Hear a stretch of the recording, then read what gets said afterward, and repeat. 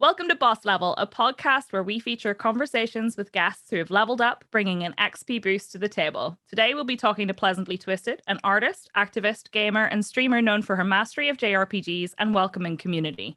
But before we get started, I'll take a moment to introduce your hosts for today. Per usual, we are dividing and conquering, and your two hosts for this episode are myself, Psyche, and MiLadyConfetti. Hi. Hello. Would you like to take a moment to introduce yourself, PleasantlyTwstd? Sure. I mean, I kind of feel like a lot of your intro covered a good deal of it. I'm PleasantlyTwstd. I part-time stream. I work in the charity sector 40 to 50 hours a week full-time. And as it was kind of said, I do a lot of JRPGs. I do challenge runs in games. I'm a speed runner. I do a little bit of everything because I'm indecisive, apparently. And so I'm just all over and everywhere. And like the JRPG thing in particular kind of just made me tickle a little bit because my name in my Discord is JRPG Final Boss. Oh, nice. And so we always jokingly say, it's like, no, the true final boss is actually Vanessa. And it's like, yeah, that's what happens. I don't know. Roll the credits and then you pop out. It's like, hi, you're not finished yet. You're not finished yet. How many levels is this boss? Yes. Bring your full kit. You know them 20 elixirs you got? You finna drink them right quick. People actually drink elixirs because I literally started playing JRPGs. I am a hoarder. Terribly. A hoard. And at the end of the game. It's the final boss, and people are like, so you're going to use them? But what if something else comes up? They're what like, if I need something for the boss insufferable. You're insufferable. It's a JRPG. So you know the final boss isn't just one boss. It's like, first of all, the final boss is going to be like first 3 phases. Form. Yeah, exactly. It's 3 phases. And then after that, there's still a chance that you have to fight another boss who also may have 3 phases. And it's like, no, I'm not using anything until I see credits roll and I feel disappointed that I used nothing. Yeah, you got to have the full stack. So yeah, I do JRPGs a lot. I also once upon a time wrote strategy guides. So that's why if you ever see me on Twitter talking about like game design and development, a lot of it stems from my interest in writing about guides because I want people to enjoy video games. I want people to feel like they can play video games and they don't have to feel ashamed about the fact that, oh, well, you're a boo-boo gamer because you had to look this thing up. And it's like, you're telling me with a straight face you figured out how to get Excalibur 2 and Final Fantasy 9 on your own? Seriously, really? Though. Yeah. Really? That you didn't do that. You're telling me with a straight face that you knew all these side caveats with the characters in Persona 4? You know, if you're gonna especially with Persona. Oh, no. I haven't played Persona yet. Oh God, it's great. I had a great time. Persona 5 was my first one, and I loved it. I absolutely loved it. But the thing is different with you platinumed it when you first, or when you played through it once or the second time. Yes. Right? And then like, I do not know how, because I started Persona and then like people just got like way too like opinionated. And I was like, okay, we're taking this off stream because this is something that's making me like stress out and it's supposed to make me happy. Yeah, like that's something I notice even when I'm making my content is like sometimes people don't know when it's the right avenue to have quote unquote hard conversations, which is funny because I have hard conversations on my Twitter all the time. And I've made it a clear and concise boundary that when I'm streaming, if I don't open that floor for discussion, then we're not having that discussion, especially considering real talk. Some of y'all don't have the range to have that discussion.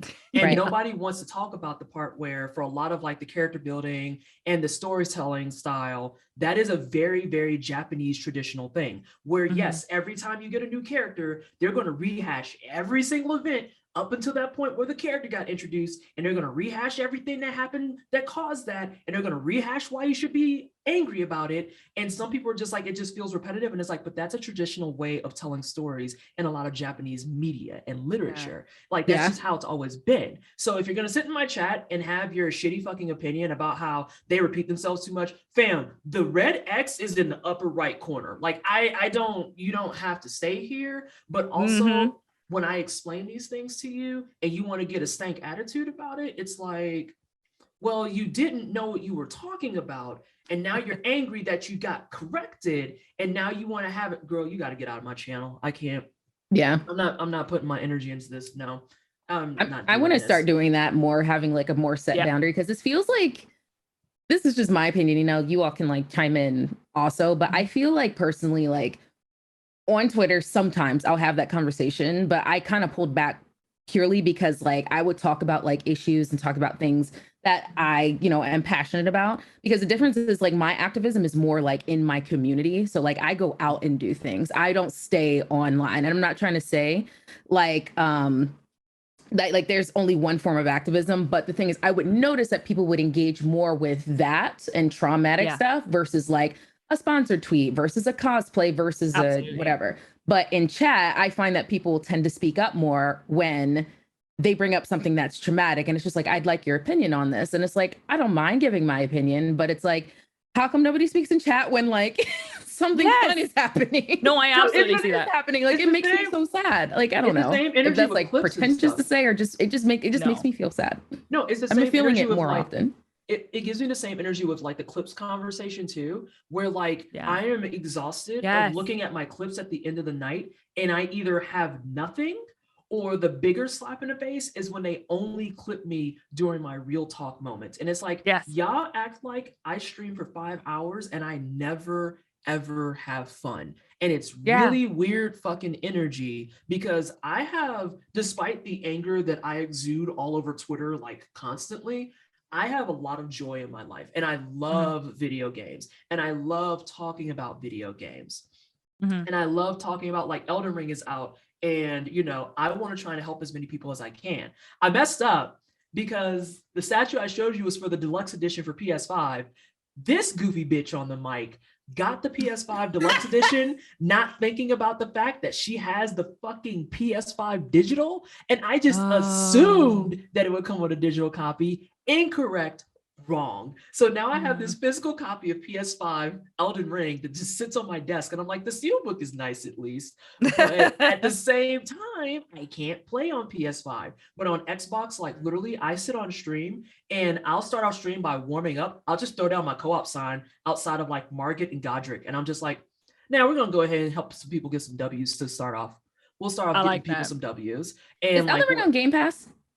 No. No, I actually, don't quote me on I was like, maybe I don't can play. think Oh wait, no.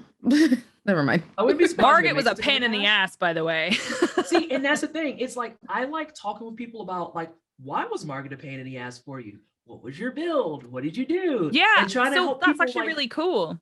You know, I try to be, but a lot of the Soulsborne community is real fucking hot garbage. Like, the people who run around who are just like, you should be running a strength dex build, and it's like Elden Ring is probably the most free form of the FromSoft games to date, where they actively embrace, you want to be strength faith, you know what, we got something for that. You want to be strength int, we got something for that. Dex int, go for it. Like literally, I'm about to roll my third character because I have found on 2 occasions now a fist weapon that scales off of strength and faith, and I was like, I will be a monk so fucking fast, and I will run around punching people, screaming, the power of Christ compels you, and I will not be made to feel bad about it.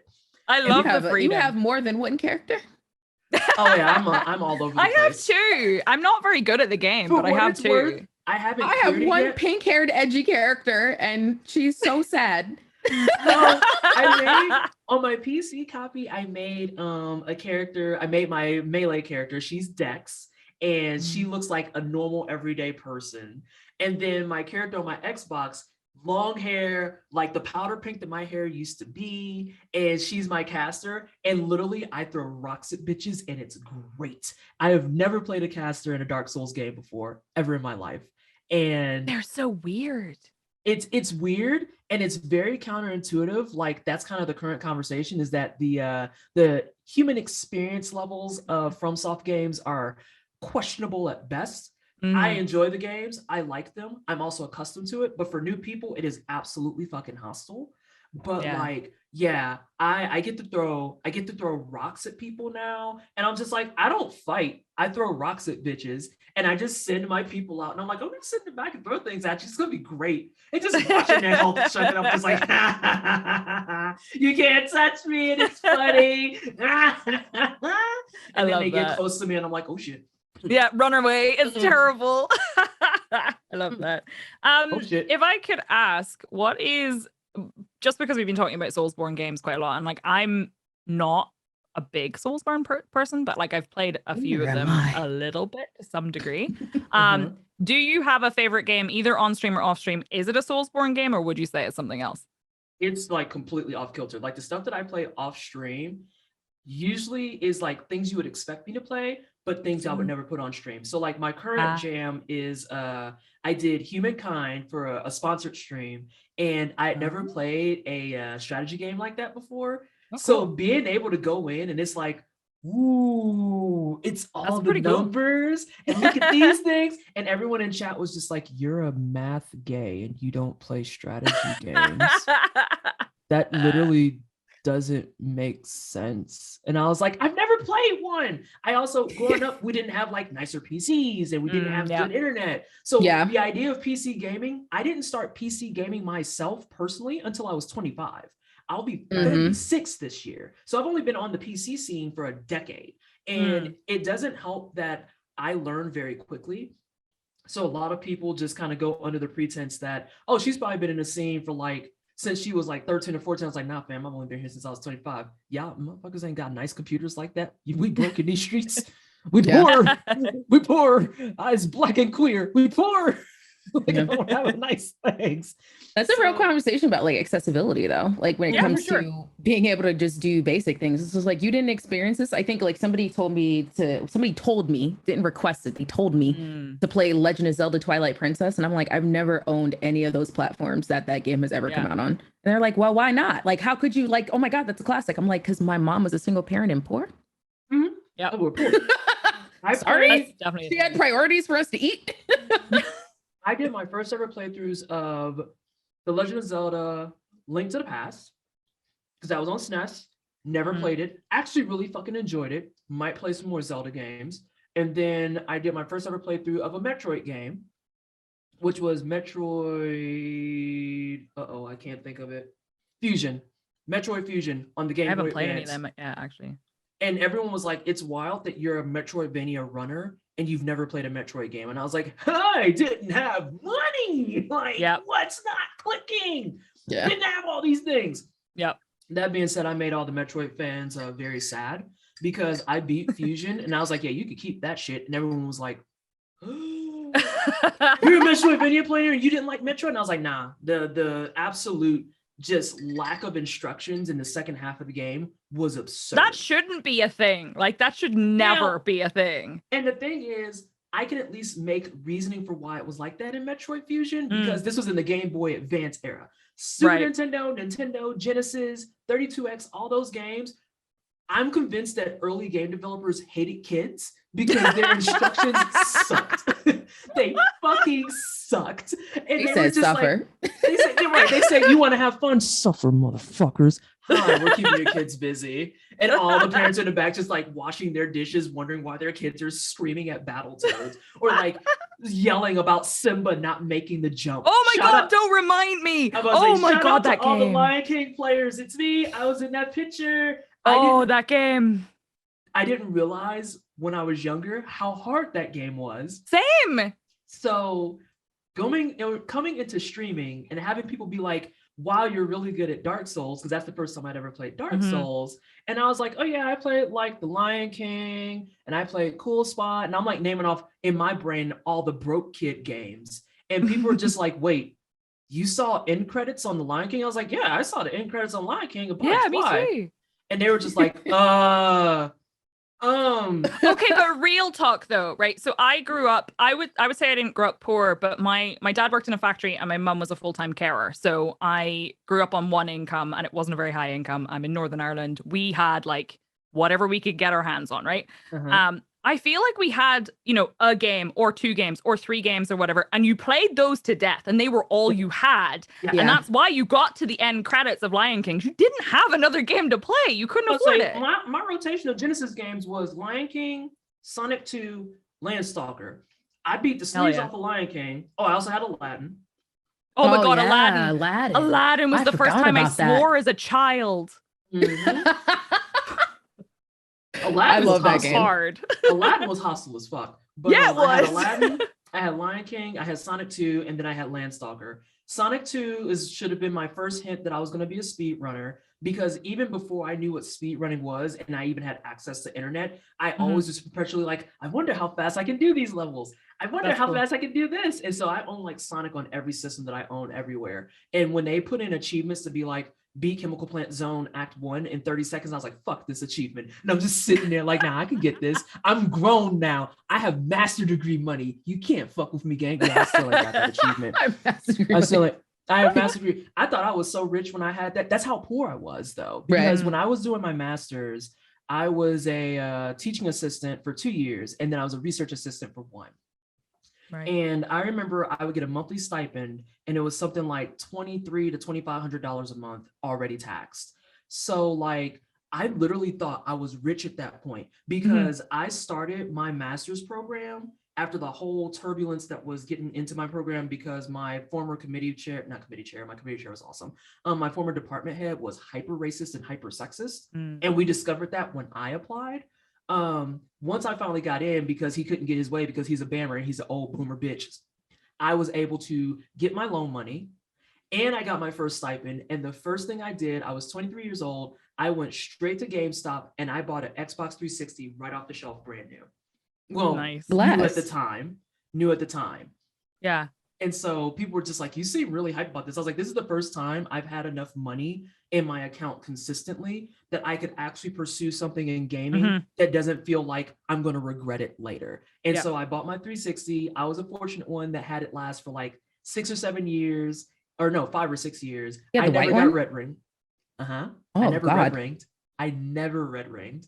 And then there's a trophy within itself. Let them know, like, I didn't red ring once. And then that one passed on to a friend of mine who was down and out, who needed the 360. And I had enough money that I could get the upgraded version that was less likely to red ring and with a bigger hard drive. And that's what got me into like shooting games. My first shooting game ever was on my 360, again, at 23 years of age. So I learned how to shoot on the controller. And once I got to the point where I got keyboard and mouse, I was like, there's so much precision. I can do so many things. What do you mean all my buttons are on my left hand and I just shoot with my right hand? And they're like, yeah, it's a whole different world. I was like, this is amazing. But my stomping ground was literally like Battlefield 1942 and Left 4 Dead on a controller on my 360. Cool. And even from there, that's when it really started to manifest. And I was like, I can go get all the systems I never got to own. So I went and got like a retro SNES. I didn't get a NES because I was like, I'm not going to do anything with that. And it'll just piss me off. I got a Super Nintendo though, because one of my favorite games that did make it through the fold, despite poorness, was Yoshi's Island. Oh, nice. Love Yoshi's Island. I love it to pieces. It's one of my favorites. And then after that, I just started collecting systems that I ever got to touch maybe once or twice when I was younger, but now I could say I owned them. So I had like a Super Nintendo, a Sega Saturn came in, a GameCube. I still have the GameCube because it's a custom model and build. That's dope. I had a Dreamcast on accident because so this is a fucked up story. So this guy I was fucking with, he was in the army once upon a time. And he sent me his Dreamcast because we was dating. I was 19, he was 24. It was a whole thing. We met each other on World of Warcraft. He lived in Florida, I lived in Indiana. And he was like, well, I want you to have something to think about me because we were corny. And so he sent me his Dreamcast. And I had that Dreamcast all the way up until like 2 years ago. No cap. Because we still are friends. We're still friends. But he finally hit the point, like he's off in Louisiana now. He's married and all sorts of other shit. He's retired. And he finally hit me up and was like, I'm gonna ask you a weird question. Do you still have my Dreamcast? And I was like, I do. I do. Why would I get rid of it? And he was like, most people would have sold it. And I was like, yeah, but I'm not a bitch. So I still have it. Do you want it? And he was like, I do. And so I sent it back to him. So I don't have the Dreamcast anymore. And he has it back. He was like, I can't believe that it's been almost 10 years. No, it was more than 10 years. He's like, I can't believe you've had this for over 10 years and you gave it back to me and it's almost in the exact same condition. I was like, because in this house, we take care of our stuff. You look after it, right? Yeah, because you appreciate it. Right. I say one, because we appreciate it, which is a direct connection to being poor when you don't have the money to be out here buying a bunch of stuff. Two, even if that wasn't the case, like I bought it because I want it and I like it. And so why would I like let it go to shit, which is also looping back to Elden Ring. Why like the praise that rage gamers get will never ever not blow my mind, because I'm like, I just don't understand why it's an appealing personality to be like, I got so angry at this game that I punched my monitor, or I broke my controller, or I punched my chair. And I'm like, first of all, I play games for having fun. That's problem number one out the box. And then number two, it's wild witnessing Souls Bros pull up to be like, you sound like you suck at the game, you need to get good, to people who just want better accessibility options, or have the nerve to say that their UI fucking sucks. But they never pull up to some of these people who make it their whole personality to be like, I rage quit and I uninstalled this game. And it's like, so who wants to tell him that he's mediocre at it? Are you? I'm not doing it, because everyone yells at me. Like, no, I got tea and shit. I'm posted. I'm not telling these motherfuckers nothing. Oh, well, don't you think that that's elitist? Isn't it? But it's okay, so time out, stop. So it's elitist to tell people that they're not that good at the Soulsborne games, who obviously struggle with the game so far that they break and inflict harm or damage upon the stuff that they own. But it's not elitist to tell people who just want color contrast options and better subtitles and font options that the game is not made for them. You motherfuckers need to get off my Twitter feed is what you need to do, because I'm not dealing with this shit. I'm too old for this shit, damn it. Okay? No, we're not doing this. We're not doing this. Well, you're not thinking about their vision. Motherfucker, you don't have vision. Get out of my mentions, please. I beg. You don't even have any mutuals. They don't leave you alone. How did you find... Who brought you here? Where are your parents? Where did you come from? I swear. Who are you? It's like they get lost. Like, I don't get it. Are you just like name searching fucking FromSoft and just finding every tweet that has every tag, every tweet that mentions a word to be like, I'm here to tell you you're wrong, sir? You have 4 followers and your account's 2 months old. Like, It's the thing though. You mentioned accessibility, and like, so I've been following you on Twitter for a while, so I have seen a lot of the comments that you've made about accessibility. It's something that's quite important to me. My sister, for example, has a developmental disability, so having things that are accessible is really, really important. I think a lot of people genuinely don't realize, maybe they just don't put the time in or the thought in to understand what you mean or what we mean when we talk about accessibility. Like, how is a colorblind option, like, how's that difficult? How's that doing anything to disrupt the vision of the game, for example? The Elden Ring discourse that has transmuted and just kind of blown up all over the place really, really highlights to me how many, not just gamers, but people who are in the gaming industry have no idea what accessibility options are. No, absolutely. I agree. And the thing about it that really, really chaps my ass is that accessibility is a W for everybody. Yeah, absolutely. Everyone wins with that. And I dislike this whole notion of being like, oh, well, that's how it was. That was their intended vision. And it's like, but what we're asking for is like things that are quite literally options. And their intended vision is very tunneled vision. So the thing is, it's like, if that's what they envisioned, like, people have biases. So of course, if it doesn't apply to them, it's not going to make the final result. And even like, in that, so that, like, even with it, that's a problem. And even on that particular tangent, I have a running theory that might be slightly spicy, that I think that the dev studios themselves, it's a little bit of that cognitive dissonance and they're completely unaware of it. But it's because of their fans being just little fucking mouth foaming assholes all over the internet that the entire conversation can never take shape. Because like, I think about this in terms of things like captions is one. Yeah. Like, I'm very able-bodied. The only thing I have that remotely puts me in the disabled camp is the fact that I have glasses and I'm nearsighted. But if it really came down to it, I can take off my glasses. I can manage. I might have a headache at the end of the day, but I'll be fine. But like, the accessibility conversation is helpful for everybody. And we're asking for things like options and things that you can engage to make things just a little bit more available to people who are playing. And there's this really weird notion out there that, well, because this game has been so successful, and this can apply to any game, mind you, because this game is successful, there's no reason to really fix what's not broken. And it's like, hot take, but what if it's been broken this entire time? Yep. Like, yeah. We said that with Dead by Daylight with the doctor, and how his power causes, people with epilepsy, it triggers them. Like, That's been a problem since the birth of that game. Yeah, that's bad. Yeah, that's really, really bad. And the thing is, it always goes down the extreme routes, right? There's no space to be like, hey, we're not saying that we absolutely dislike it and it's terrible. What we're saying is that there is a slice of your fan base that is adversely impacted by this. So maybe give them the option to go in at the start of the game and be like flashing lights off. That's it. That's all we're asking for. We're not even telling you to get rid of it. We're saying just make it something that they have to opt into. Point blank, period. It's the same thing with options for subtitles and stuff in different sizes. And the biggest part about this conversation that kind of blows my mind is so many people are adamant on saying it destroys the vision, or my other favorite myth that's just been debunked and then ignored accordingly is the whole idea of, oh, well, it's super expensive to implement. And it's like, you want to know how I know it's not quote unquote super expensive to implement? Most of my favorite fucking indie titles have the exact things that we're looking for. And none of them have a budget remotely fucking close to the Dead by Daylights or the Elden Rings or the Tekkens or the any other big bonnet name here. It doesn't matter. If I can go boot up Hades and I have access to all of these things, there is no excuse why you over here with 4 to 5 times the budget keep saying you can't do it. You can, you just didn't put it in your pipeline and you don't want to.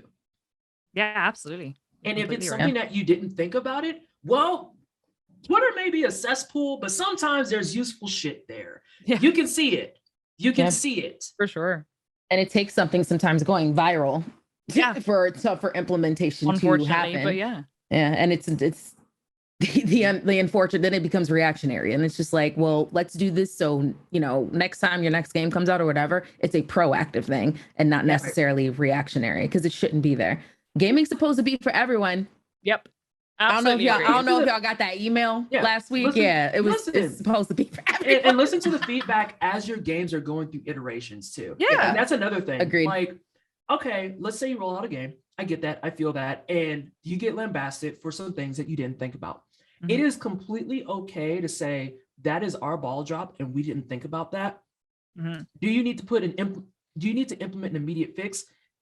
Depends on the severity of the issue that's being talked about. But when you're going to the next iteration, there needs to be someone in your ranks who is willing to sit at the table and say, hey, remember when we did the first iteration and people said this was a problem? And then we spent the next 2 weeks of our Twitter life fucking combing through mentions, doing all types of obscene like name calling and stuff.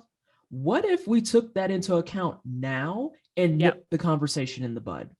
Yeah. You build it from the beginning, then you're not having to go back and rework stuff. And then that's where the money comes in, is having to go back and rebuild something that you could have fixed in the first place and not could have implemented it out the box and you've been fine.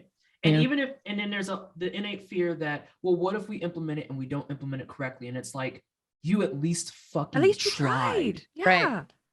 Right. 100%. And I get that the internet is a terrible place because everyone perpetually reads as angry. I completely understand that. But we are not daft. We are not unnuanced. We can look at things and acknowledge that you need to fix X, Y, Z. However, I do appreciate that you at least put forth the effort and try to do something. That is a completely different conversation than we didn't even fucking try. We don't know why you're yelling at us when we put on a Band-Aid. Yeah. I actually have a question to follow up on that, if you don't mind. I know that you're pretty well known for your activism and the kinds of conversations that you have. Said pretty well known. I was like, oh God, what reputation? No, I don't want it. I don't want it. I don't want it. But no, that was fine. I just mean for like the fact that you are an activist. I know you've talked about your activism before on Twitter, for example. You have these kinds of conversations about accessibility. I know you talked a lot, sorry to bring something quite serious, but you talked a lot about like the pandemic and about like the effects of people, particularly people who might be immunocompromised from, for example, when it comes to events. Yeah, exactly. So I just want to know, how do you find weaving in the kind of like the activism side of things with streaming? Do you try to avoid it altogether? I know you talked about boundaries and things like that. Do you prefer to keep them separate? How does that kind of work for you?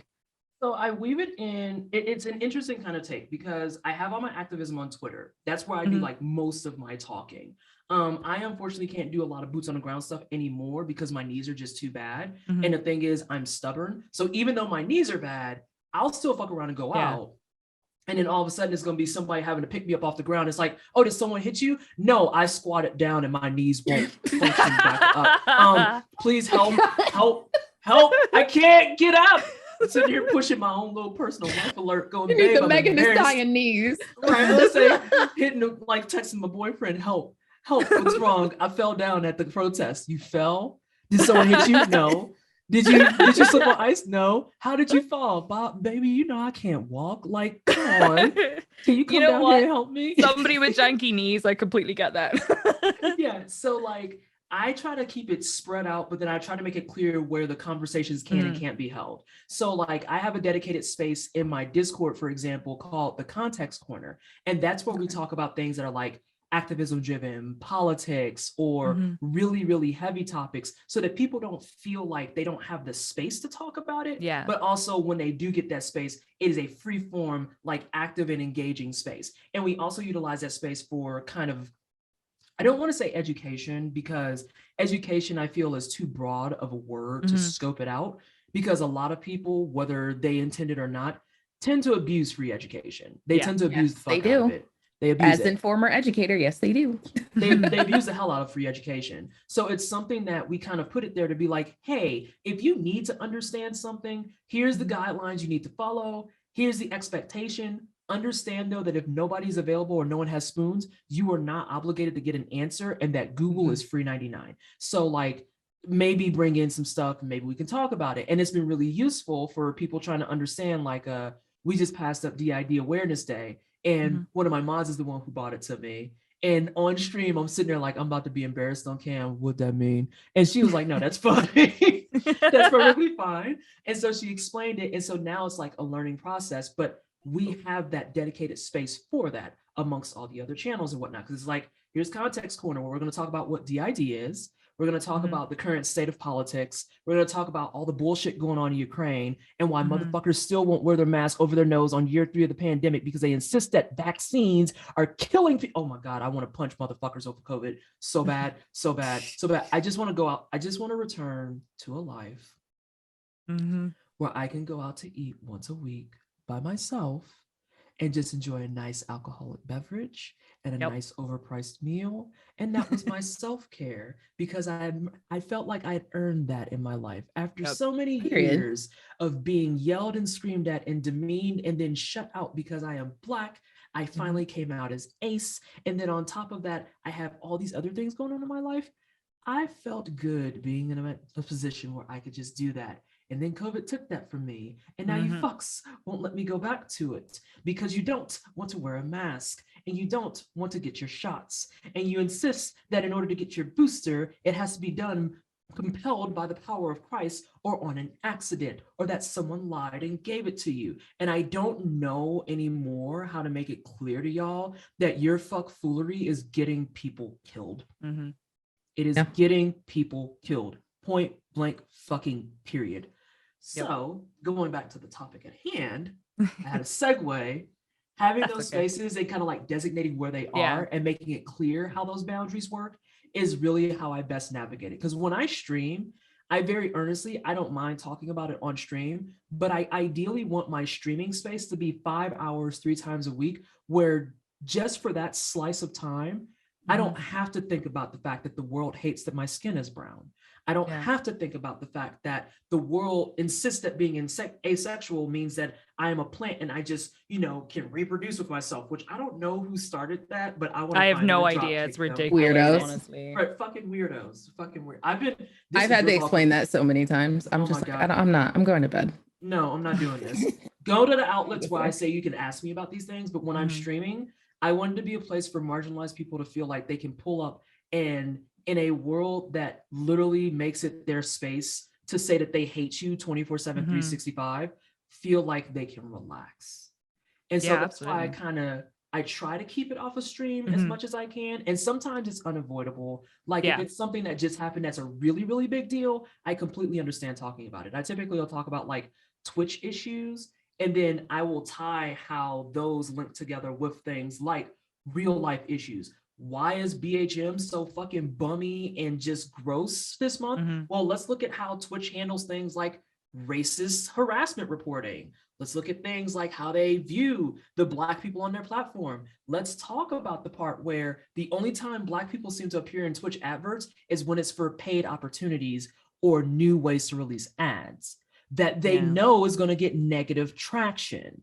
That's an association that's being had there. And it doesn't, I refuse to believe that nobody's not thinking about that, just to be clear. But I try to at least keep it chill. And then sometimes you'll walk into the wine cellar and you'll see me cussing out a libertarian because I'm just feeling spicy that day. Look, sometimes those days happen, right? That was my last Saturday stream. My Saturday morning stream before I started Elden Ring, some random fuck ass libertarian, no connection, no mutuals, no nothing, just walks in and starts shitting all over the conversation because he was like, if the game's not for you, then you shouldn't play it. And I was like, accessibility is genre agnostic. It is genre agnostic. Oh, well, this just sounds like, well, that would be like me buying an RTS that I know I don't like and then complaining I don't like it. And I was like, but if you bought a game genre that you don't like, that does in fact make you today's clown. Like, why would you buy a genre that you know you don't? I don't like RTSs. So what the fuck do I look like buying StarCraft? Like, that's goofy bitch hours. But the conversation isn't about genre. It's about making sure as many people as possible can play the game. And the reason that they're angry they can't play the game is because they're interested in the genre and you're not letting them play it. And then he wanted to argue with me for 20 minutes and people said I handled it really well, but it really was just me looking exactly like this with my hand on my face being like, you're boring and I do not have enough cocoa butter to save you. I'm sorry. Like, I just... I'm not going to try because it's just going to waste all my cocoa butter and cocoa butter is not cheap. So bye. I tried and it didn't work. The best part was when he got to the point. Yeah, the best part was when he got to the point where after he realized he didn't have any other things, because I know these playbooks left and right, not 9 ways from sideways. After he ran out of points about the genre itself, it became, well, why are you blaming just Miyazaki? Because this wasn't, you're putting all the blame at his feet when it was a whole group of people who did that. And I was like, Miyazaki's the fucking director of the game. He literally has a direct impact on what doesn't go into it. It's kind of in the title. It's like, boom, right there. You're like, right there.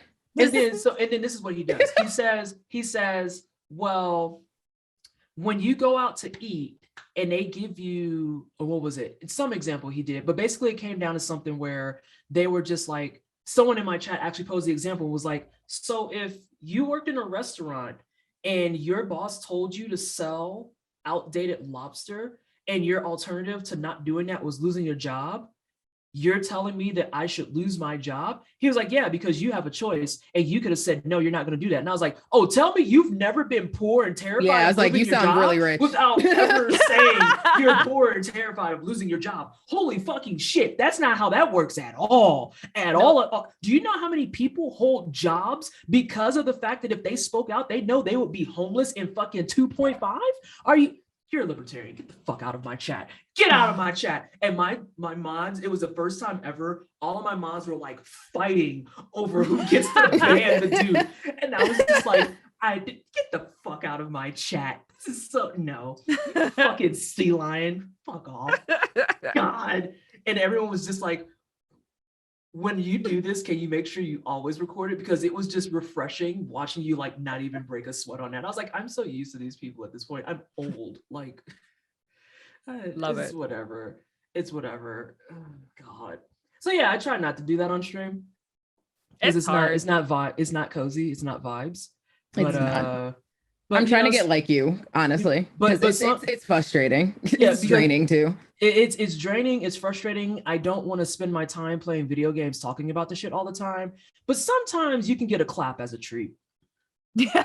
Sometimes you can get a clap as a treat. And last Saturday was a treat. So we're probably on cooldown for like another 6 months. Come back when it's August. And the clap is going to be especially deadly because that's my Leo birthday month. season. Oh, yes. God. Yes. Get clapped in Leo that season. sounds like a great time to take a break. So we're going to pause there and we'll see you after these commercial messages. What is the origin story of your name? Like the superhero origin story of your name, and what got you into streaming? Yikes. Okay, so the origin story of the name is real boo-boo turds, and I'm so sorry. So once upon a time, it was originally stuff like Miss Vanessa B and all that stuff, and I just got tired of being that. So when I got my Xbox, I was like, oh fuck, I need to make a name. And so I had no idea what I wanted to be. And so I sat there like as nameless broad number 97432 for like a hot minute. And so naturally, the reason it's a boo-boo turd story is because it ties to dating. It ties to dating. And this guy I was dating at the time, one of his friends had a really cool name. At least I thought it was cool because she was a lit teacher. And apologies in advance, I'm just saying the name, but it does have an ableist term in it. But her name was Eloquent Madness. And I was like, oh, I really like that because it's like it's just a 2-for-1 and blah, blah, blah, blah. And so we were like laying around bumming one night. And he just like asked me about it in some way, shape, or form. And I was like, I don't know how to do something like that. I draw. I draw. I don't do the creative with the words. That's why I just curse. I draw. So like at some point I just thought about it. And I was like, I don't know. And then what I kind of landed on was Pleasantly Twisted, because so many people in my life at that time was always talking about how like I was that friend that like I was always bubbly and cheery and high energy. And it's like, yeah, she's got like one of those, you see all her teeth smiles and she'll take the shirt off your back and blah, blah, blah. And then right behind it, they'll change tone and be like, but she will also curse you out in the drop of a hat. Please don't fall into that category. It's not a good time. Like some of my good friends are people that I actually have like in some way, shape, or form cursed out. Because I had to check them because I was just like, but I'm that friend. That's who I am. I'm the one that's just like, fuck yeah, let's go out and self-care. Let's waste money, fuck bank accounts and everything else. And then we'll go to like a store and I'm like, if you buy that, I will actually make fun of you for the next 3 weeks. She's not lying, by the way. I was like, I will actually make fun of you. Like, don't buy that. Don't buy that, please. And they're just like, but I really like it. I understand you really like it, but it doesn't really like you. So, I mean, it's your money. I'm not going to tell you what to do with your money. I'm just telling you what my response to your expenditures will be so that you're not surprised when I'm making fun of you when you're walking down the street. I'm transparent. And they're just like, oh my God, you're exhausting. I'm like, correct. Yeah, I don't deny that. So that's y'all see why I skipped Leo season. Like, and Leo season is like completely unhinged at that point because I'm just like, nah, that's niceness. Fuck that. Nah, no. But yeah, so that's kind of how it landed. And so we landed on Pleasantly Twisted, which sucks because every now and again I look at that name and I get like those flashbacks of those moments. I'm in a much healthier relationship now. Obviously, I've been with Paul for, it'll be 6 years this year. He's going to correct me. He's going to correct me when he sees the podcast and be like, you goofy bitch. That's wrong. And I'll be like, but, I don't do math. But you're a math gay. Silence. Please stop speaking. This is a no speaking segment, actually. But yeah, like things are much healthier. And it kind of is like a thing for me where when my multiple friends were all like, yeah, that kind of fits you, I just went with it. And so my origin story is very blasé, very bland. Thank you so much to asshole who I will never acknowledge again for helping me come up with it. And I'm pretty sure that that person whose name it was kind of based off of will never, ever know. Although they also will never know how bad he used to talk about them because they found Jesus, which power for them, love that. But he never liked it and always thought it was weird. And I was like, I honestly, as long as she's not hurting anybody and she's happy, I don't give a shit. Mm-hmm. So it's then not my business. That. So then you use that as your streamer name. It's been my name on everything. So that was my Xbox for forever. Yeah. So that was my Xbox. Oh, so you had branding before branding was branding and the brand happened. Mm-hmm. So I started out here. I started on 360 as Pleasantly Twisted. Then when we moved over to the PlayStation, then I had to make a name. It just carried through on everything.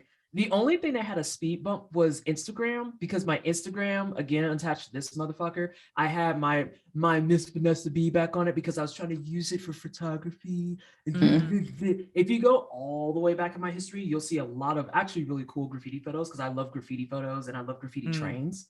Yeah. So, sometimes I would trespass out in the train lots and take pictures of them when I could. Cool. I think I only got busted once. And I was really fortunate because the guy who busted me was just like, I feel like you shouldn't be here. And I'm like, yeah, but that. But pictures, I'm not hard. Also, look at how badass this train is. And this train, based on the signature, came all the way over from like Maryland somewhere. And he was like, that's all cool. I just need you to get off of this area because it's dangerous. And I'm like, okay, see you tomorrow. Because the next day I just looked and I was like, I just can't get busted this time, right? And then I went over there and the trains were gone. I was like, you bammer bitch. Oh my God. No. Yeah. Oh, so they were leaving. Yeah, they were leaving. So like at the bottom of my Instagram is like a bunch of old photos of graffiti and my old Camp Milo and all this other stuff. And like I was in my I'm unique phase that everyone has. I wasn't very unique at all. It's fine. So now my Instagram matches all of my branding, and it's just me being a little shit where I'm like, I got my hair done. I got my nails done. Here's a cat. Here's some food. And I tell everybody too, I'm like, if you need just something cozy and chill to be like, oh, this looks nice, the Instagram is where you want to go. So your Instagram's very chill. I would say it's super chill. It's also desolate. It's desolate. So I'm not good at updating it, but I'm not good at updating like anything. So yeah, that's what turned into my brand. So when I started on Twitch, it was just a natural fit because I was just Pleasantly Twisted everywhere already. And I was like, okay, that's the name of my account. And a bunch of very lovely queer white people were like, we think you're funny. You should start streaming. And I was like, y'all always think I'm funny when I'm like super mean, and it's very fucking weird. But that's fine. People fetishize Black women's anger. Let's call a spade a spade. They do. I'm just like, okay, whatever. But at the same time, that's what kind of got me started with everything. So I started with like no cam, shitty mic. Like I don't have them anymore. But the old school Logitech G headphones that like came in either red, orange, or blue, and it was just the outline. That's what I started streaming with. Wow. And I sounded like I was swimming underwater in a fucking inner tube. And it was horrendous, but I was just like, yes, I'm a streamer. Type of thing. So yeah, that's my origin story. And then I didn't plan on doing anything really valuable with it. It was just kind of like a fuck around thing. But when one of my old teammates, she doesn't stream anymore. She's fell off the grid entirely after some things that happened, which sucks. She reached out to me and was like, hey, this is almost 4 years ago now. Hey, we want to raise money for Trevor in June. And I know you came out recently. Do you want to participate? And so I put on my first ever charity fundraiser for the Trevor Project almost 4 years ago. And it raised a whole like $270. And it was like that moment is like, that's it. That's what I want to do with my channel. It's that right there. I want to do stuff where I can play video games. I can make a space for people to chill, hang out, and feel like the world isn't always trying to crush them, even though it very much is. And we can raise money for stuff that can help out causes. And we can all feel like we're doing something to make this miserable rock a little bit more bearable and a little bit better. Yeah. And it all just took off from there. All took off from there. I don't know why it took off from there, but because you're good at what you do. Apparently people just like that I talk about stuff. And I guess that's a because you have a very clear way of communication that even I look up to. Because I feel like, I don't know if it's like my ADHD or just like, maybe I have just moments where I'm just unintelligent, but like the way that you communicate is very clear and concise. And it's like, even if you have like a tangent, there's adding context to what you're speaking to. So it goes back to the original point of saying, with all that being said, this is why this is this, A, B, C, go do something about it. And I'll see you tomorrow. Actually, no, but it's also the see you tomorrow is like the most important part, because if you leave that open, people will take that shit and run with it. And I mean that with my chest. And part of the reason I try so deliberately to be clear and concise, when I was doing my master's degree, that's something I had to come to terms with, because I had a lot of thoughts in my brain, but I never knew how to adequately articulate them. So I was just like, I don't know how to explain this. I don't know how to talk about it. And my committee chair, shout outs to Dr. James Muller. He is oh God, he has so many titles at this point, but he's a very important person at Purdue University. He was my committee chair. He fought to get me into grad school, because when my department head was being very sexist and very racist, my committee chair is the one who went to him and was like, cool, so you don't want to let her in because her GRE score is low, but you let in these two white men who have equally bad GRE scores and you're not bothered by that? And then he actually, he set me up and didn't tell me until later. So I did my GRE and I didn't perform well. Written section, fucking crushed it. Math section, fucking crushed it. Word conjugations and then word association, huge ball drop, massive ball drop. It's something that's still kind of, I'm very self-conscious about, because I always feel like I am not very smart. And it's attached to things like my lexicon being, I feel very lackluster. So when that happened, even on my GRE, I took a huge hit to the heart. And then he was ready to deny me. And my committee chair said, I'll make you a deal. Have her take the GRE again. I can guarantee you, and he said this, he put his neck on the line. He said, I will guarantee you that her second time through, she will score higher. And at that point, if you don't let her in, understand that we're going to have a problem. He did this behind the scenes without my knowledge. So I got that first decline letter and I was shattered. And then the department head had to make an audience with me, which I'm pretty sure to this day he still hates, and was just like, we want you to take it again. And I took my GRE a second time and I scored 150 points higher. Yes. And so he was like, fine, I'll let you in, type of thing. And so, and then like down the road, one of his favorites that he gave favoritism to, he got kicked out. And I was just like, fuck him. So anyway, it's something that I think about a lot. And then when I was writing out my thesis, what came to terms was when I was making my scope, that's when he saw the problem. I was like, I want to talk about all these things. He's like, I understand that, but you need to learn how to focus down on the main thing that you want to talk about. And so when I was writing the thesis, I had to really think about it. I had to pass through IRB, all that good shit. And then it was time for me to write my book. And I was like, I'm really intimidated by this because I feel like there's a lot to cover. And he was like, there is a lot to cover because you're talking about education at large and your book is going to piss people off. Spoilers, shocker, my master pisses people off at the ripe age of 23 years old. So all of that happened. And he was like, what you need to learn how to do is make it so that the information you're sharing is digestible. Because I feel like we have this really big problem, not just in academia, but at large, where we talk about things and we don't think about the audiences that we're talking to. Yeah.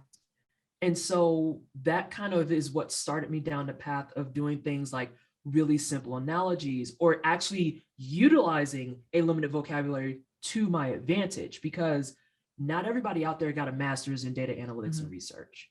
So me throwing a bunch of academic terms around, speaking as someone who used to try to read this stuff, like when I would have to learn things about different disorders or problems I didn't know about, academic jargon is just terrifying. It is fucking terrifying. And if you're not in the space, you have no idea what the fuck's going on. Yeah. So as someone who was in the space and could follow along with it, I kind of started looking at it and going, how do I break this down to my dad, who's 65 years old and still thinks calling lesbians a term that is inappropriate is fine because that's what they called him when he was in college. How do I do that? And so I try to keep it simple. And if I need to, I try to use analogies that are much closer to the ground. And I find that whenever you do that in particular, it forces the space to be able to misconstrue things and build straw mans and sea lines and stuff like that. It forces space out of there. Yeah. Because it's like, no, this is a very, very clear thing. I did this recently on my Twitter talking about the whole conversation around Miyazaki with Elden Ring. and how he is on record saying two things that got him in the hot seat. One, he wanted his game to be completed by more people this time. So he thinks the accessibility conversation is valid. This is actually in an interview he did with PlayStation.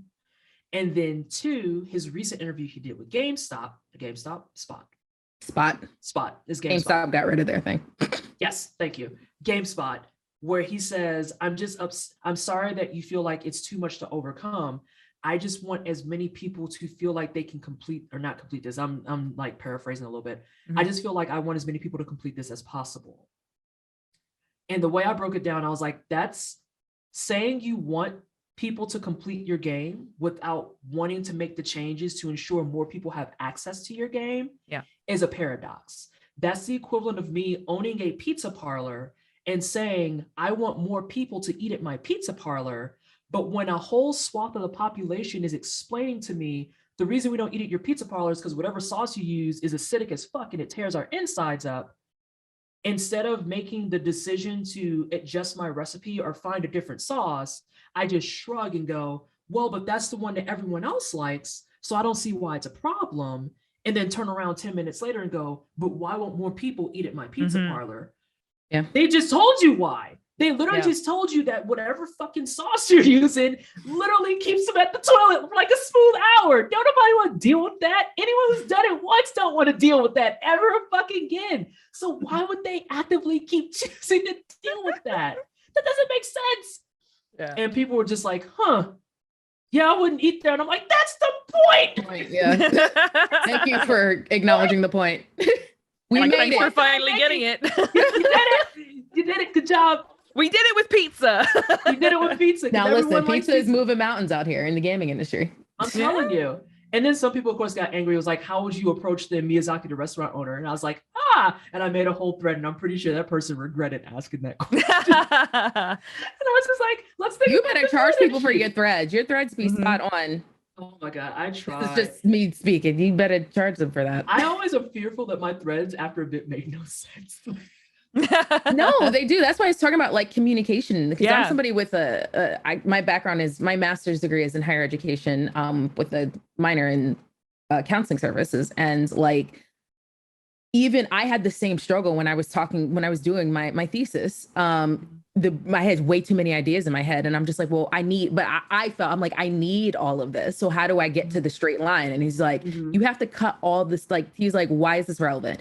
Can you explain this is relevant? How do you get from point A to point B and explain why does this matter in this context? And if there was a situation, like he had to go with me point by point to do that, because like I said, I just needed a little bit of extra help to get there, like mentally. But like, I'm glad that they like took the time to do that, because it's just like some communication and communication styles is not always straightforward to people, but also like when you, like you said, when you're trying to explain something to people, because I had something very specific that a lot of people don't know about, which was Black Greek life, or fraternity and sorority life pertaining to the Black organizations that are over 100 years old now. So it's like, now those are terminologies that a lot of people won't know about because it's not out there. So how do I take that and explain it to the public eye, to somebody who's not going to know anything about this in order to understand it? Right. And understand why it's a problem. So that's actually, and that exact approach is what I did with this dude who walked in my chat Saturday, which is why I started realizing when he was running out of queries, because he tried to play the whole thing of being like, you're not listening. And I was like, the problem isn't that I'm not listening. It's that you're assuming that I don't know what you're talking about. Yep. And that's a completely different problem, because I do know what you're talking about. And I'm trying to explain to you that the complaint that you're pulling up is not relevant to the conversation at hand. And that's not me trying to be rude. I'm just saying very plainly, you not liking genre XYZ has nothing to do with whether or not that genre should be accessible to people. Yeah. Those are two different conversations. And here's how. And so I did that exact same approach. And it's useful for education. I have to burp, hang on. Okay. It's useful for education purposes, because for people who want to learn, or people who might have some knowledge and need it to be refined, it's very, very effective. But it's also very effective for shutting down people who have no intention of listening to you or respecting you or respecting your time in any way, shape, or form. because you can't combat me with things that I've already taken from you. Like, I know what point you're trying to make. I know what things you're trying to say. I know what you're trying to get to, and I understand why you're saying that. Now here's the other side of it. And it's not a case of I'm not listening to you. I already knew what the fuck you were talking about. I already knew. And if I don't know, I am not bothered by the idea of saying, hey, I don't know this. Like, we have something going on in my Discord right now where I just got introduced to systems, and literally your bitch is in the back like, I feel like that's something that actually people need to be more comfortable with, though. Like, people need to be more comfortable saying, I am not educated in this particular topic. I don't have the range to have this conversation. I'm going to have to either not engage or step back, educate myself, and then engage. Rather than doing that thing where we're like, I'm just going to talk about stuff I don't understand, say something really goofy, and then be surprised that everyone's annoyed at me. Right. Always a surprise Pikachu face. And it's Yes, like, oh, every single time. Every single time. You don't know what you're talking about. No, exactly. You don't know that? No, we do. We can tell from how you're fucking talking. Like, you don't know what you're talking about. This is why, like, I would much rather be awkward and be in the back and be like, you know what? I'm just gonna, y'all got this. Yep, I'll just be back here. Because like we actually had a conversation about this recently, because I, as a person who's not from the US, and like the internet is global, but it's a lot of it is very American, like from a person who's outside that. We're self-centered so sorry. as fuck. But what it means is, like, when something big happens, like something that is really like impactful in the US, for example, like something political, it'll happen and it dominates the conversation, and people will come into my stream and ask me, hey, what's your opinion on X, or what's your opinion on Y? And a long time ago, I used to be like, I'm going to try and have a conversation on this, even though I don't have a clue. Now I am more comfortable with saying, you know, I don't know. I'm sorry, we can't have that conversation because I'm at a disadvantage. And if I try to have that conversation, y'all are going to be real mad at me. So I'll look into it after stream. Now is not the time. People try to globalize the American experience as if absolutely. It's homogenous to like everyone, and it's not. Like, I think Americans, like, when they talk about arrogance, it's not even the fact of like, well, yes, Americans are arrogant in attitude, but it's literally also in like the expectation that the world literally centers on us. So if I were to like there are things happening, I'm sure, in Northern Ireland or like, like all over the world that we don't have a government right now. So like, wait, yeah, we actually don't have a government right now. That happens sometimes in Northern Ireland. We'll not get into it. It's a whole thing. It happens sometimes. Yeah, we can talk about this off the podcast. We have a big conversation about that. It will take far too long to do in the podcast episode. But it actually highlights like the entire conversation at large, because like, I have a lot of people in my community that, like, I have a couple people that are in France. I have some that are from Netherlands. I have a lot of Team UK. I have Casey Explosion. She represents Team Ireland. And then I have, Germany. I have Germany. Oh, my German kids are going fucking through it, because they're just like, I don't know how to deal with the world, how it's acting right now. And I was like, I do not envy you, because that's a lot. But it really kind of helped humble me too, because everyone tries to put up this facade that they know at least something about everything. And I think we need to be more comfortable with just out saying, sometimes, no, you don't. You don't. Totally agree. It's impossible to know everything. It's impossible to know everything. One of the reasons that I have taken more focus and energy on Black queer issues, game dev, and then this fucking dumpster fire of a conversation with Elden Ring, if you can call it that. It's just a dumpster fire. But like, one of the reasons I've been focusing more on that type of stuff is expressly because, and I've said this plainly on the timeline multiple times, my international politics are baby tier. I have no business talking about international politics because I am not versed enough in it. All the stuff that I learn it from predominantly the people that are in my communities that are living in it and are boots on the ground in this type of stuff. And so all these things going on with like Ukraine and whatnot, I have enough knowledge to probably be dangerous, but I don't personally feel comfortable even trying to go out there and be like, okay, here's who you need to support. Here's what you need to do. Here's this XYZ ABC, because it's like, this is already like plenty nuanced. There are plenty of people out there who are already talking about it, who are far more knowledgeable than I am. And I would much rather like not make an ass of myself and be the Twitter main character and just amplify the voices that, you know, I trust to talk about these topics. I don't see a reason. My voice doesn't have to be in everything. Mm-hmm. Yeah.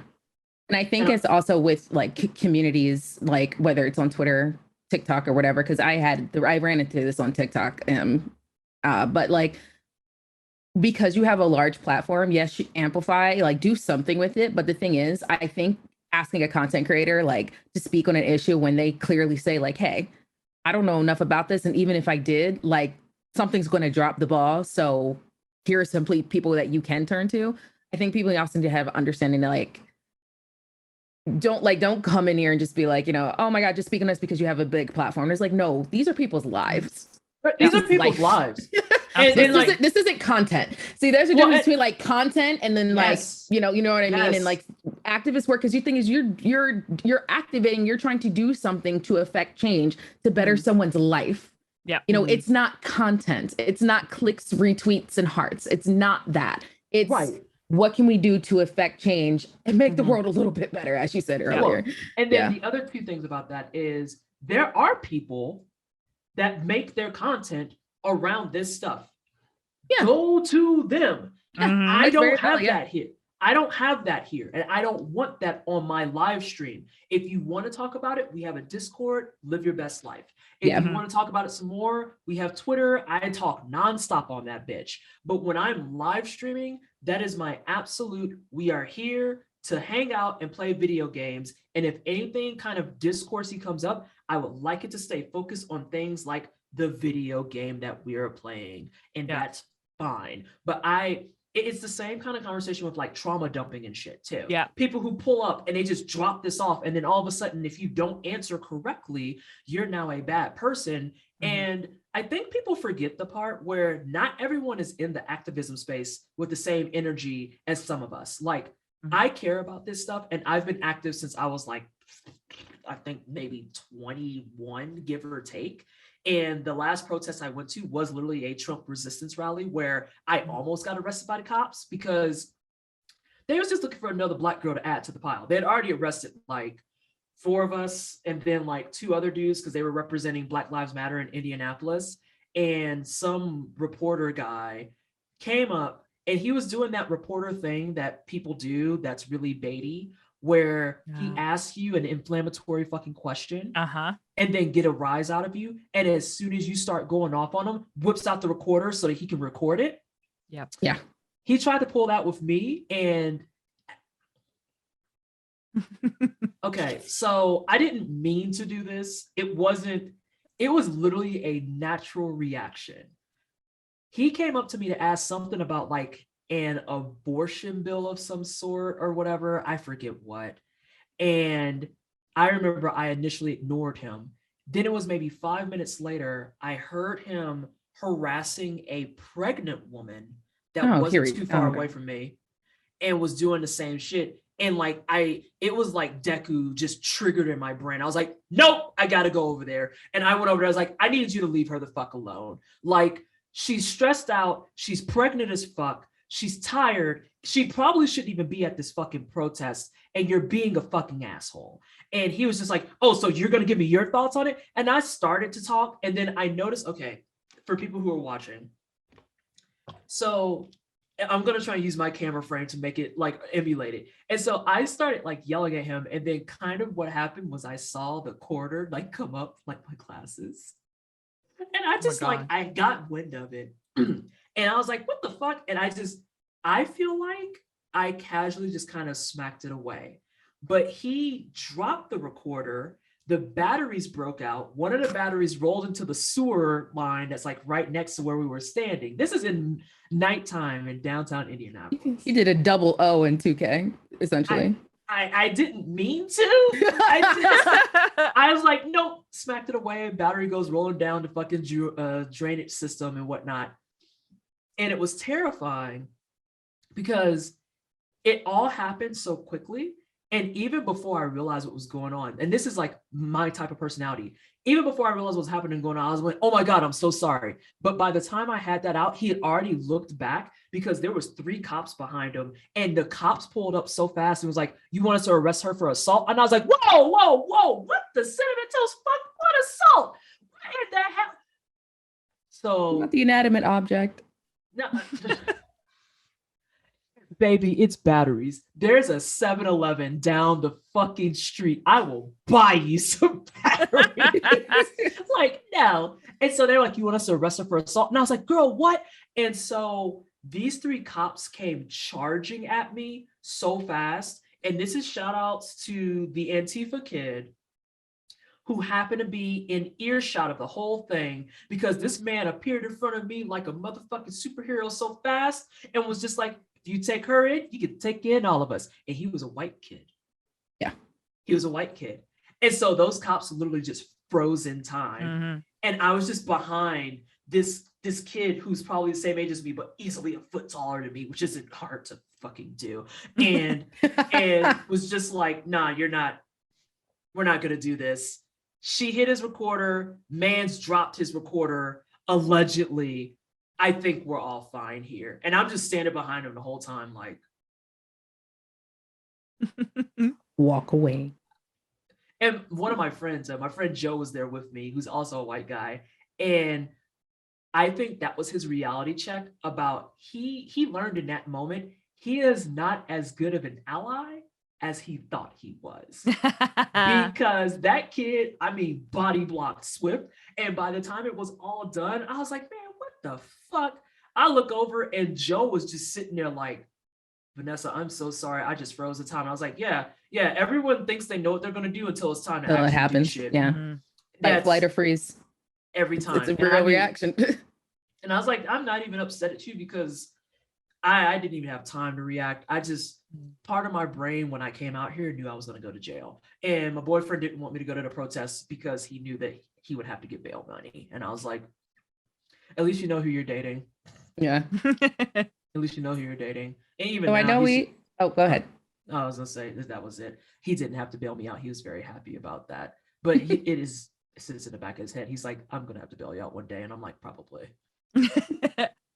Yeah. So I know we're coming up on time, and I wanted to ask, what is advice that you would give to somebody who wants to work in your field, whether it be charity sector or streaming? So streaming, easy advice, figure out what the fuck you want to do. That's the only piece of advice I ever have for anyone. Speaking as someone who started because a bunch of people were just like, but you should, that's not a good reason to get started. Get started because you have something that you want to achieve with that. And honestly, fuck all the bullshit about, oh, you need to have a perfect mic. You need to have perfect lighting. You need to have, baby, some of the best streamers, quote unquote, on Twitch don't even make their motherfucking bed before they go live. I can assure you dropping 20K on your setup is not going to catapult you into success. Mm-hmm. I need you to figure out what your content is and how you want to deliver it and how do you plan on marketing that before you do anything fucking else. I don't care if you go live for a year and you don't have a cam, as long as you're getting the shit done, the cam can be on the agenda. But do not buy this bullshit where you need to like have the $500 mic, have the $300 camera. I'm never going to make it if I don't have like this super high quality like overlays and stuff. Mm-hmm. Figure out what you want to do first. I beg you, please, please. Also keep your expectations tempered. A lot of people like to go out here and be like, I'm gonna make this my full-time job. I'm like, baby, you need to sit down and do the math of what full-time at streaming looks like. Mm-hmm. I can tell you off the top of my head, when I had to do this for a choice individual who I won't mention many moons ago, because she was like, I want to be full-time. And I was like, how much are you looking at? She was like, oh, I want to do like 60K a year. I was like, sweet. That means you need to pull about 2,000 to 3,000 subs a month. A month. And note that if you go below that 2,000 threshold, you are now in a deficit. Mm-hmm. And she wasn't very fond of that. And I'm like, that's reality though. I'm about to say, but that's reality land. Like that is reality land. I for me, like I have my sub count right now, I think is 160. Mm-hmm. Like that's real. Like, so it cannot just be, and it can't just be Twitch. No. Like there's a reason there's a reason why I work a full-time job. And I'm doing all these sponsorships and side gigs, not just because it helps with the push and it's for the culture, but because I don't make enough to live off of Twitch. Like me doing the amount of work that I do, it is a very unforgiving and unthankful job. Mm-hmm. And additionally, for all the stuff that I do, for all the people who are like, you're awesome, for all the people who say, thank you so much for all of your work, your girl can barely break the 250 barrier. Mm-hmm. Barely. So when people are like, what's that next emo slot looking like? It's just like, no, that is not going to go down no time soon. Be realistic. Figure out what you want to do. I don't give a fuck about your setup. Be realistic and figure out what the fuck you want to do. And then same thing kind of applies for how do you want to do activism work? Figure out where you can help. I had to have that coming to Jesus moment with myself. I would love to go to protests. I'm going to be 36 this year. I have 2 bad ACLs and one of my knees is so crunchy, it's putting Rice Krispie treats in the shame corner. Like, it is just bad. I just saw Confetti's face. Crunchy confetti. When we meet in person, I'm going to stand next to you. I'm going to squat down and I'm going to stand up and you're going to be like, what the fuck was that? And I'm going to be like, and you're going to say right now that I'm not helping you out because you did that to yourself. Why would you leave? What happened to PT? I don't know. I got to go eat though. I was like, well, I'm so hungry. Oh, did you see that thing over there? I just realized I need to go over there. I will be right back. But yeah, like, I had to have that come to Jesus moment with myself where, like, I'm going to be 36 this year. Both of my knees are really bad. I've had both my ACLs reconstructed. And as a result, I have osteoarthritis. My right knee, they said that they expect me on a cane by the time I'm 40. That's my cane back there. And they fully expect me to be getting a knee replacement by the time I'm 50. So like, going to protests and having to run around and jump around and be one of these motherfuckers that are climbing on cars and shit, I can't. I physically fucking can't. Don't go to a protest and climb on a car. I would probably not climb on a car. If I'm climbing on a car, Fetty, it's because we's in danger and I need to get the fuck out immediately if not sooner. Like, literally, if it comes to drastic measures like that, I'm too considerate. I'm the person that runs into a door and apologizes to the door. I am that person. So the idea of forcing myself to have to run on a car, I would probably still be like just heartbroken because I ran on the car and be like, I am so sorry. Someone's going to look at their Honda and be like, where are these footprints? I'm going to feel like the worst person. And my boyfriend's going to be like, you're more worried about footprints on a car than being shot by cops. I'm like, listen, my priorities, I never said they were right. Like, I just want to make sure that that's clear. But figure out what you want to do. My activism of choice is I talk about it. I talk about it nonstop. I don't recommend it if you don't have a lot of energy and spoons. And if stuff gets heavy, take that time to step back and be like, I can't, it's too heavy. I talk. And on top of talking, I do fundraising where I can. I'm focusing this year much more on Black and queer issues, mutual aids where I can, and just trying to help out where and if I can. Mm-hmm. And that's how I engage the activism space. Do not let people convince you that you are activisming wrong. Yes. Because there's a lot that everyone can be doing. One of my mods actually brought this up, the one that she's out in the Netherlands, and she had to have a coming to Jesus moment with somebody in the Discord about how sometimes working the soup kitchen is what we need. Mm-hmm. Yeah. Because we don't expect everybody to be out there fighting. We don't expect everybody to be out there every single day protesting. We don't expect everyone to always be available to that degree, but figure out the things that can help the cause even at the base level. Everyone has to eat. Yeah. So you're contributing. Dr. Coretta Scott King, she talks about that. I mean, not Dr. Coretta. Yeah. No. Bernice King. Dr. Bernice King. Oh my goodness. She speaks about that though a lot. That activism doesn't look one way. Yeah. Figure out what and everyone has different skill sets. Exactly. Everyone has different skill set. Everyone has different availability. Everyone has different reach. Figure out where your reach is. Think about it. For sure. Even if it's just talking, that's better than nothing. I remember when we had the whole phase of, oh, that's slacktivism. And it's like, bitches weren't ready to be locked inside for 3 years, huh? Now what you gonna do? You can't go on no motherfucking walk to get your point out, can ya? Mm-hmm. So, yeah, don't let people bully you into that. It's bullshit. It's weird. You're not activism, right? I mean, it's better than just bitching at people. So yeah, definitely. If I could just ask then, what do you have like a tip or a piece of advice that like a mentor has given you in some space that has really stuck with you that you think would be useful for other people to have? I'll do one I said earlier from my committee chair. Keep it simple. Which I know someone out there's gonna be like, that's a design principle, Vanessa. Shut the fuck up. Keep it simple. Keep the stuff simple, because that'll help not just with the education that we talked about earlier. That'll help you as an individual kind of navigate it. If you keep it simple and figure out what you want to do, that'll make your life a lot easier for how you want to put that out into the world. Even though I'm very like messy and complicated everywhere, I'm a very straightforward and simple person. I just want stuff that can be supportive. And the easiest thing for me to do, because I have the means to do so, like my sweater I'm wearing, that's a Black-owned shop.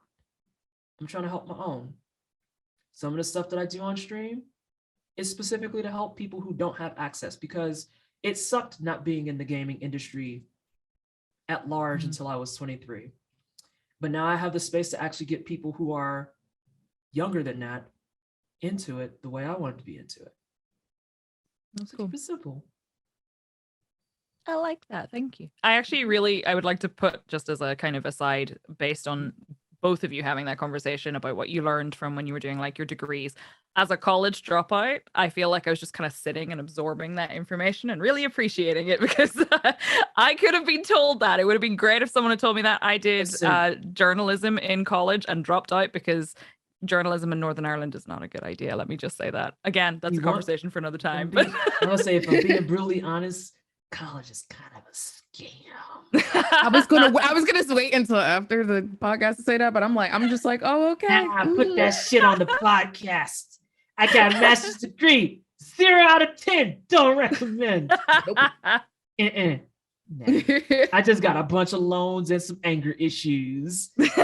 But I don't have a job using my degrees. Yep. So. Well, I appreciate the keep it simple advice, though, because it's helpful. I think you can apply that in plenty of different places. Yeah, 100%. Confetti, did you have any other questions?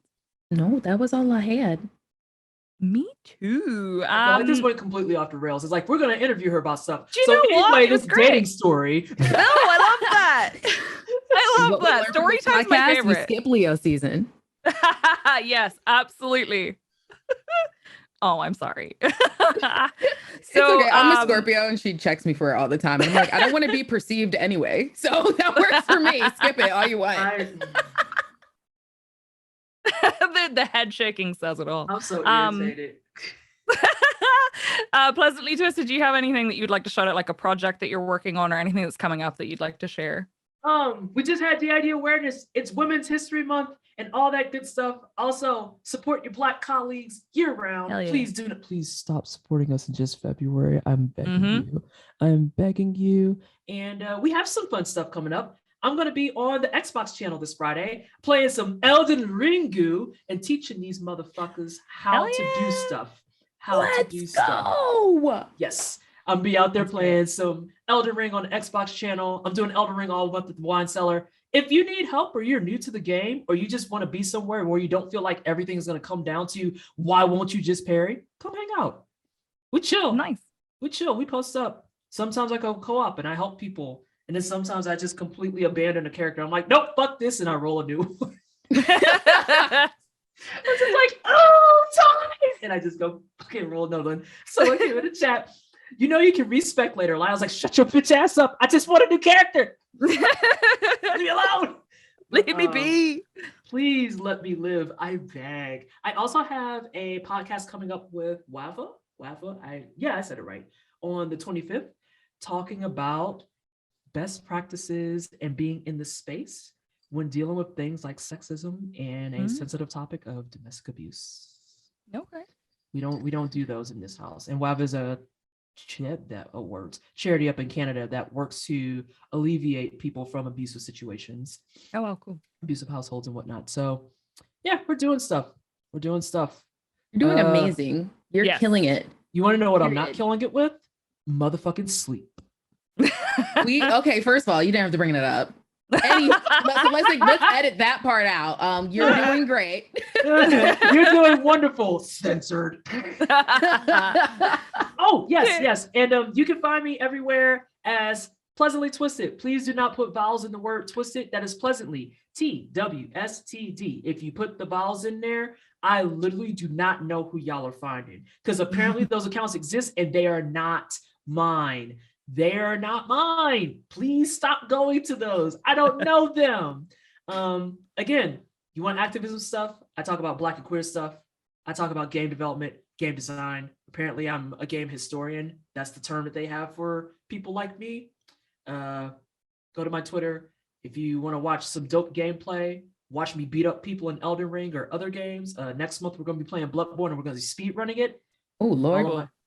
Follow my Twitch. And then if you want to just have it cozy and chill, follow my Instagram for maybe a once a month photo of me drinking coffee or something. And with that, anybody trying to put me on this show? sorry, I wanted to talk to you because you have very insightful things to bring to the gaming industry, especially you out here being a Black woman killing it. Sorry. For all the seriousness that I have, I'm just glad that 2022 is the year that people also discovered I'm a class clown. Because I'm much happier that people are putting that persona and not just angry Black woman. And people are just like, no, she's fucking hilarious. And I'm like, I really just clown around like 90% of the time. But also put accessibility in your fucking games. It's 2022. Shouldn't. I'm tired of this conversation. Gaming is for everyone. Just fucking add it. We're not sure. Ask someone and hire someone and they can make it happen. And pay them. Pay them. Yes. Pay them. So get you a consultant and pay them. And credit them. Yes. Please. Absolutely. Oh my God, what a wild story that was that they didn't credit people.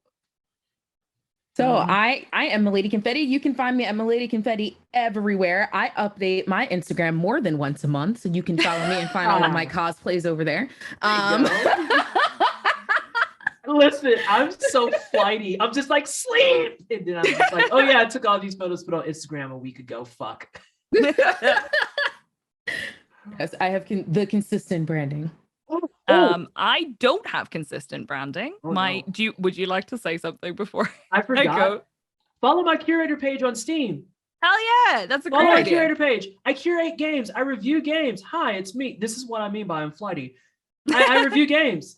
I'm about to review Shadow Warrior 3 when I get some time, wherever the fuck that is. And I curate stuff. Is time? Yeah, it's a fucking illusion. If you need game recommendations and you ain't got time for a bunch of videos, go to the curation page at the Wine Cellar.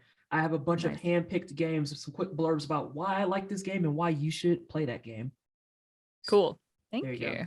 I don't have consistent branding. My name is Psyche on Twitch, and I'm Psyche Plays on pretty much every other social platform except for TikTok, where I'm Psyche Twitch. Because who thought about branding whenever I started streaming? Because I certainly didn't. Clearly, Pleasantly Twisted thought about it whenever she started playing games, but I didn't. But you can find me streaming Monday, Tuesday, Thursday, Friday. I play space games, sandbox games, story games, all the kinds of things. I'm playing Elden Ring a lot recently because even though I don't play Soulsborne's games, I'm kind of hooked on it, I guess. I guess that's us. It's been really good. I've been really enjoying it. It's been fun. Thank you for coming on, PT. Yes, thank you very, very much. It's been lovely talking to you. And thank you everybody for your support so far. Don't forget to follow us on social media at the Boss Level Pod. That's LVL. And join our Discord for a behind the scenes look at the show. See you next time. Bye.